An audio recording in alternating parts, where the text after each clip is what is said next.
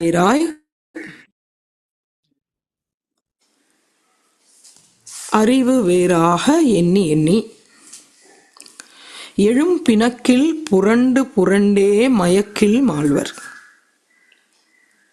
இறை வேறாய் அறிவு வேறாக எண்ணி எண்ணி எழும் பிணக்கில் புரண்டு புரண்டே மயக்கில் மாழ்வர்.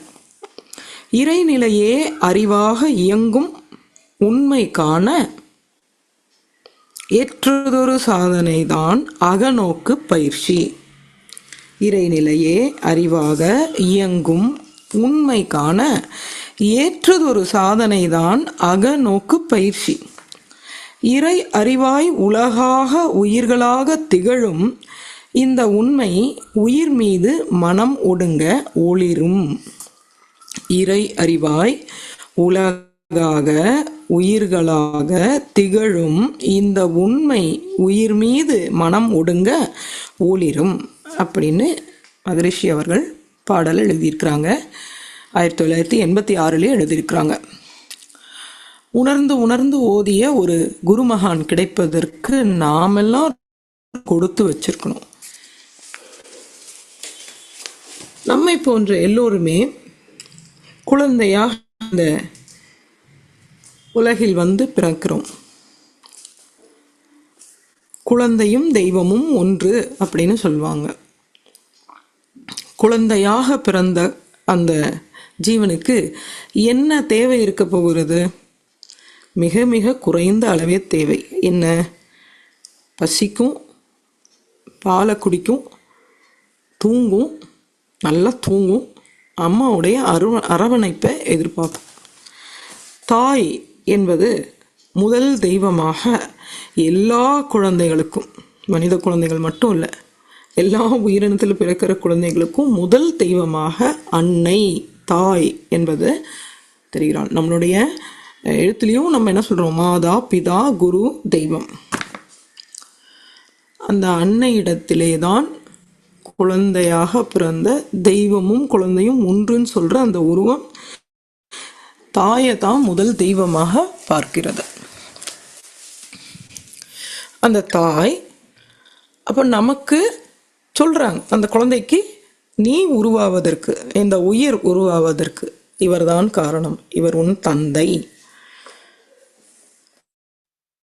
தொடர்ச்சியாக நீ வந்து உதித்திருக்கிறாய், பிறந்திருக்கிறாய்.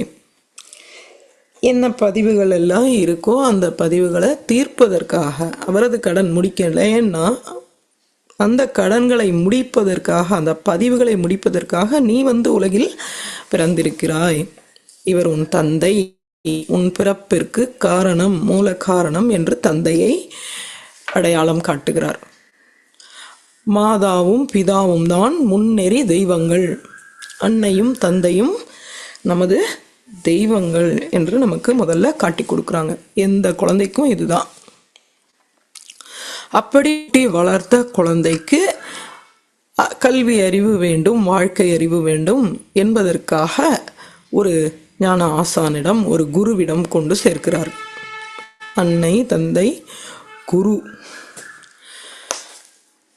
அப்படி சேருகின்ற குரு கூட நல்ல குருவாக நமக்கு அமையணும்.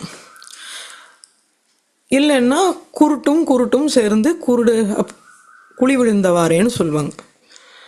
சரியான குரு நமக்கு அலையலைன்னா நாமும் அலைய வேண்டியதாக போயிடும்.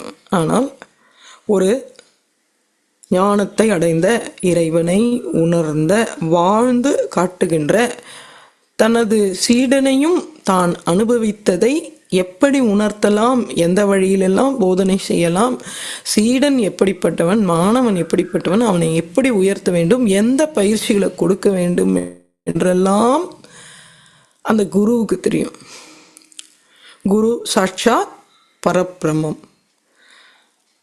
இறைவனாகவே இருந்து அந்த இறைவனை அடைவதற்கு என்னென்ன வழிகளோ, என்னென்ன பயிற்சிகளோ அதையெல்லாம் நமக்கு அந்த குழந்தைக்கு குருவானவர் கொடுக்கிறார். அப்படி குருவை அடைந்த நாம் அந்த பயிற்சிகளை செய்யும் பொழுது, அவர் சொன்ன வழி நடக்கும் பொழுது, குரு வார்த்தையை தப்பாது கேட்டு அதன் வழி நடக்கும் பொழுது எளிமையாக இறைவனை அடையலாம், இறைநிலையை உணரலாம் அப்படின்றத தான் இந்த பாட்டிலையும் சொல்ல முயற்சிக்கிறார் வேதாத்ரி மகரிஷி. பல வழிகள் இருக்கலாம்.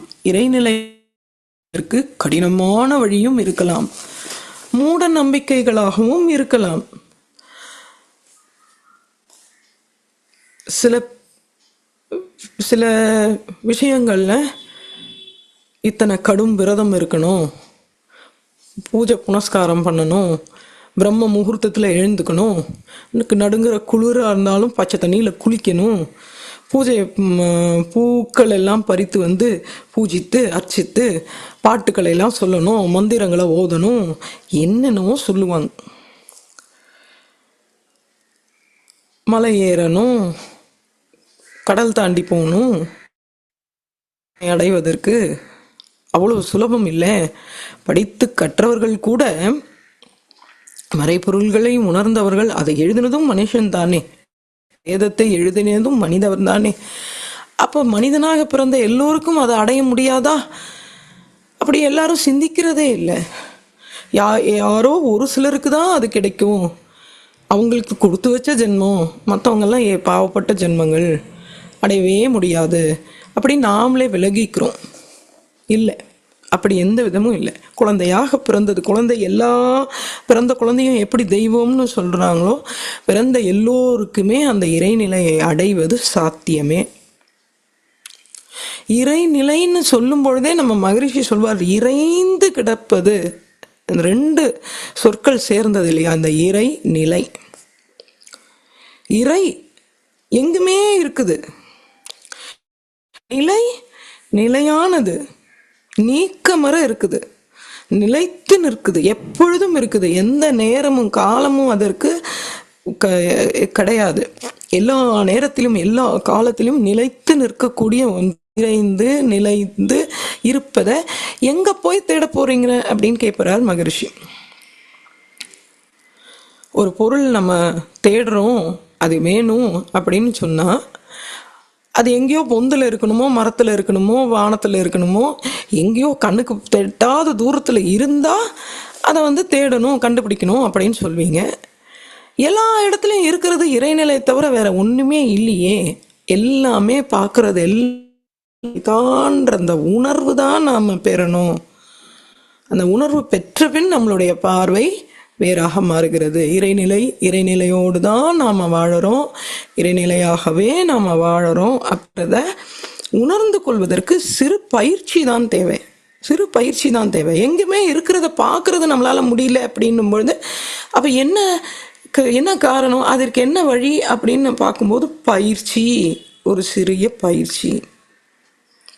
இது இந்த பயிற்சி வர வரைக்கும் என்னன்னா, நீங்க என்ன பிறண்டு யோசிச்சாலும் அதில் அப்படிதான் எழுதியிருக்காரு பாருங்க, எழும் பிணக்கில் புரண்டே மயக்கில் மாழ்வர்.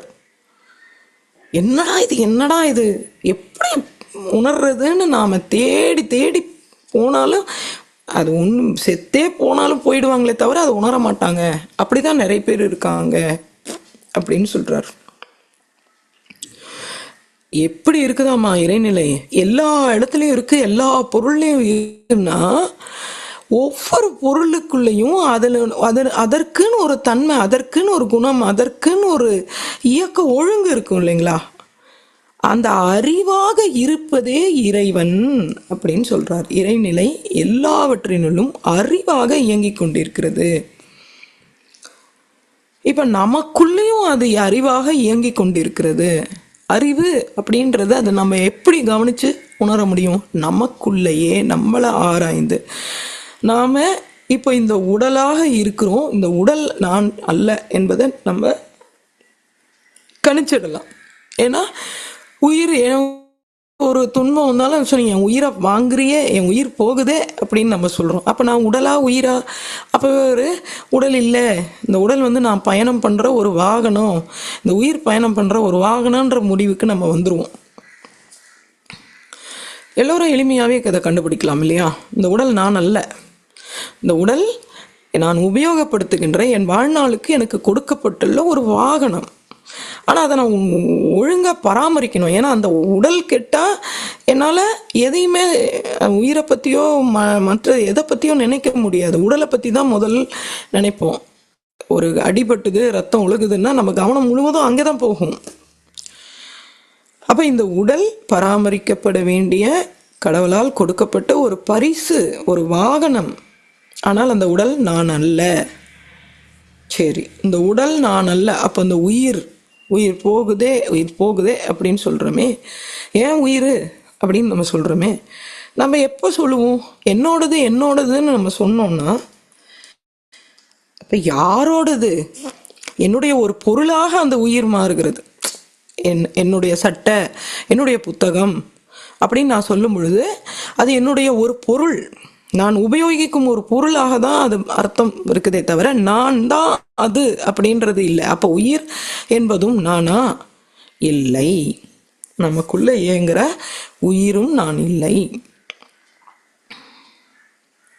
அப்ப யார் தான் நான்?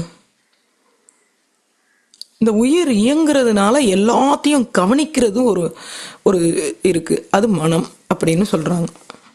நீ எழுந்தியா, இன்னைக்கு பயிற்சி பண்ணியா, இப்படி கேள்வி எல்லாம் கேட்கறது. நீ இந்த கஷ்டத்தை எனக்கு கொடுத்தியா அப்படின்னு பார்க்கறதையெல்லாம் பரிசோதித்து கொண்டே இருக்கின்ற ஒரு மனம் அப்படின்றது ஒன்று இயங்கிட்டே இருக்கு இல்லையா? அந்த மனம் தான் நானா? யோசிச்சு பார்க்குறோம், நம்ம சிந்திச்சு பார்க்குறோம் நமக்குள்ளேயே. நான் யார்? ரமண மகரிஷி சொன்ன முக்கியமான கேள்வி, 2 சொற்கள் அடங்கிய மிக பெரிய கேள்வி. நான் யார்? இந்த மனமா நான்? ஒரு நாள் நல்லா இருக்கு, ஒரு நாள் நல்லா இல்லை, ஒரு நாள் மகிழுது, ஒரு நாள் சோர்வா இருக்கு, நிலையற்ற தன்மையா இருக்குது. இதுவா நான்? ஆழ்ந்து ஆழ்ந்து சிந்திக்கும் பொழுது இந்த இயக்கம் நடைபெறுவதனால இந்த மனம் என்பது எழுச்சி பெறுது. இது இல்லைன்னா மனமற்ற ஏதோ ஒன்று இருக்குது. நான் நல்லா தூங்குனேன்னு காலையில் எழுந்துக்கும் போது சொல்கிறோமே, தூங்கும்போது தான் நீ யார் என்னன்னே தெரியாதே. மனமும் கிடையாது, உடலும் கிடையாது, உயிரும் கிடையாது. எதை கவனிச்சோம்? சலனமற்று தூங்கி இன்னைக்கு ஒரு நல்ல ஆழ்ந்த உறக்கம் உறங்கினேன்னு சொல்ற. அப்ப அது யார் சொல்றது? நான் தூங்கினேன்னு யாருக்கு தெரிஞ்சிச்சு? நல்ல ஆழ்ந்த உறக்கம் கிடைச்சதுன்னு யாருக்கு தெரிஞ்சது? இப்படி ஆழ்ந்து ஆழ்ந்து ஆழ்ந்து நமக்குள்ளேயே சிந்திக்க சொல்றாரு. ஏன் நமக்குள்ள சிந்திக்கணும்? பார்க்குற எல்லாத்துலேயும் கூட சிந்திக்கலாம். பார்க்குற எல்லா பொருளையும் தான் இறைவன் இருக்கே. ஏன் வானத்தை நோக்கி கவனிச்சு பாருங்களேன். வானத்தில் எல்லாமே இன்னைக்கு மிதக்குது. இன்னைக்கு ஆடி அமாவாசை தினத்தில் என்ன ஒரு குறிப்புன்னா, சூரியனும் சந்திரனும் பூமியும் எல்லாமே ஒரே நேர்கோட்டில் வரக்கூடிய ஒரு நிகழ்வு, வானத்தில் நடக்கிற நிகழ்வு.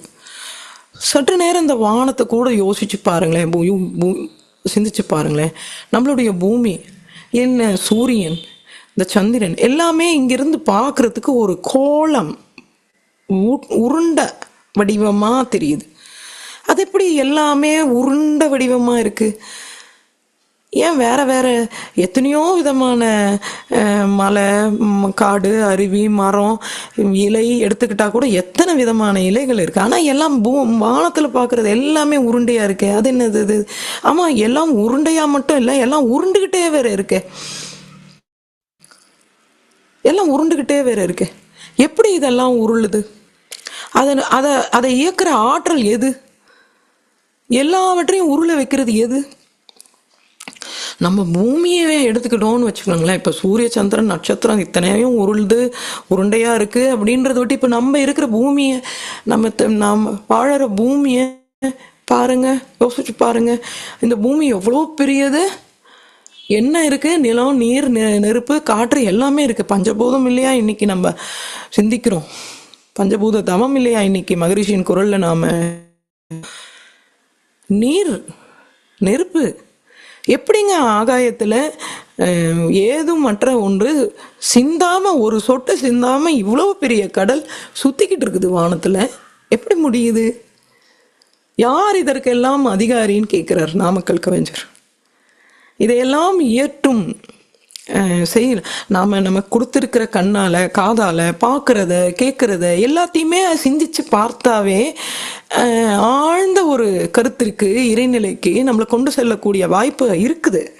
ஆனால் நம்ம செய்கிறோமான்னு சொன்னால் இல்லை. ஓடுன்னு ஓடிட்டே இருக்கும். எதை நோக்கி ஓடுகிறோம் தெரியாது, எதை அடைய ஓடுகிறோம் தெரியாது, எதை அடைந்தால் மகிழ்ச்சியாக இருப்போம் அதுவும் தெரியாது.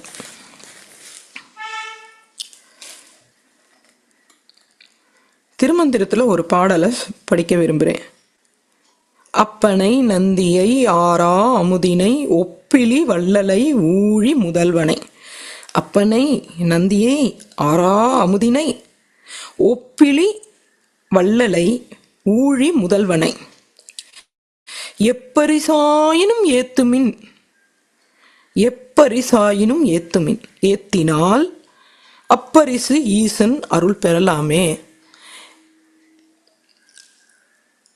நீக்கமர எங்கும் எல்லாவற்றிலும் எப்பொழுதும் நிறைந்துள்ள அப்பனை, அந்த ஆரா அமுதினை, ஒப்பிலி, ஒப்பே சொல்ல முடியாது, அவருக்கு ஈடு இதுன்னு சொல்ல முடியாத அந்த வள்ளலை, அந்த முதல்வனை எப்படியாவது நினைச்சு பாருங்க.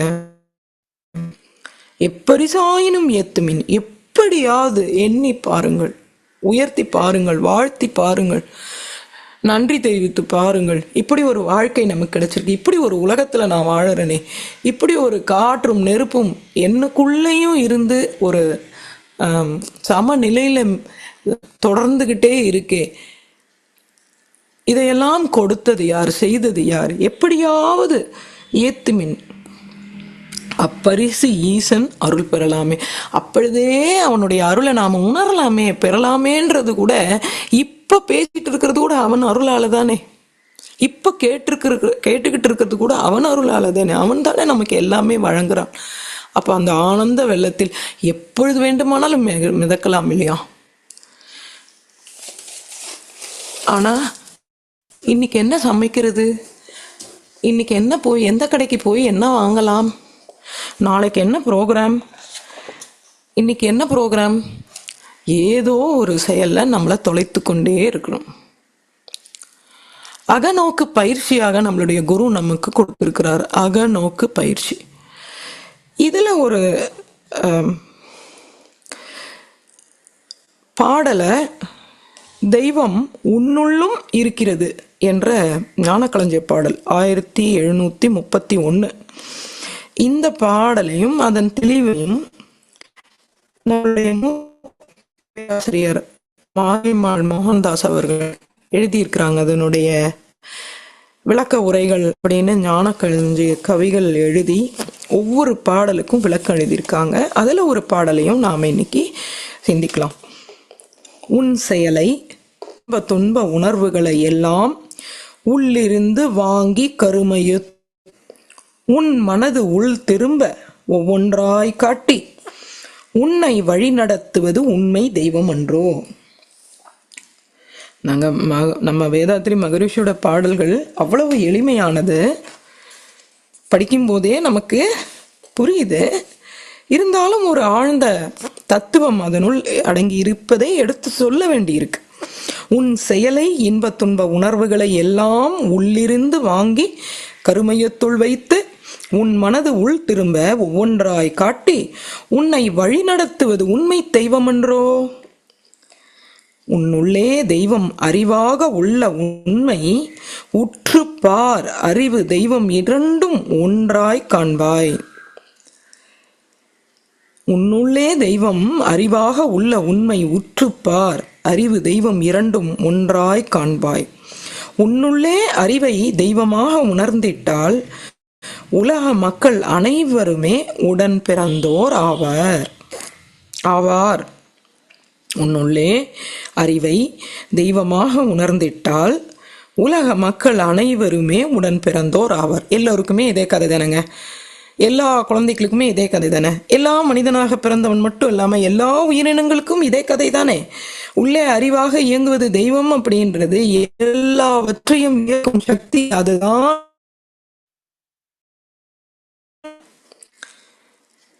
யார் நம்மெல்லாம்? எல்லாமே அந்த இறைவனின் குழந்தைகள் தான். இறை நாமத்தில் மாற்று உருவங்களாக வந்த இந்த உருவத்தில் நாம் இருக்கிறோம்.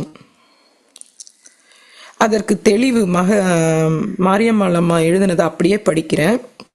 உடல், மன, இயக்கம் ஆகியவற்றங்கள் எல்லாம் மூளை சீவகாந்தத்தின் வழியாக சீவகாந்த குளமாகிய கருமையம் சென்று அலைவடைவில் இருப்பாக்கி விடுகிறது. உனது செயல்கள், இன்ப துன்ப உணர்வுகள் ஆகிய அனைத்தையும் இறைநிலையானது உனக்குள்ளாகவே இருந்து உள்வாங்கி கருமைய இருப்பாக்கி விடுகிறது. அதே மன அலைச்சுழல் வேகம் தானாக அமையும் போதோ அல்லது நீயாகவே விரும்புகிறாயோ அந்த சந்தர்ப்ப சூழ்நிலைகளுக்கு ஏற்ப சுருங்கி இருந்தது மூளை செல்களில் விரிந்து ஒவ்வொரு அனுபவத்தையும் உணர்வாக காட்டி உன்னை வழி நடத்துவதுதான் உண்மையான தெய்வம் ஆகும். இது யாருக்கு செய்யலை சொல்லுங்க? எல்லோருக்கும் நம்ம உள்ள இருந்து இல்லையா, அறிவுறுத்துதா இல்லையா? உடலுக்குள் உயிருக்குள் உள்ள அறிவு, அந்த அறிவிலே தெய்வமாகவும் இருப்பாகவும் நிலையாகவும் இருப்பதையும் அகநோக்கு பயிற்சியின் மூலம் உணரலாம்.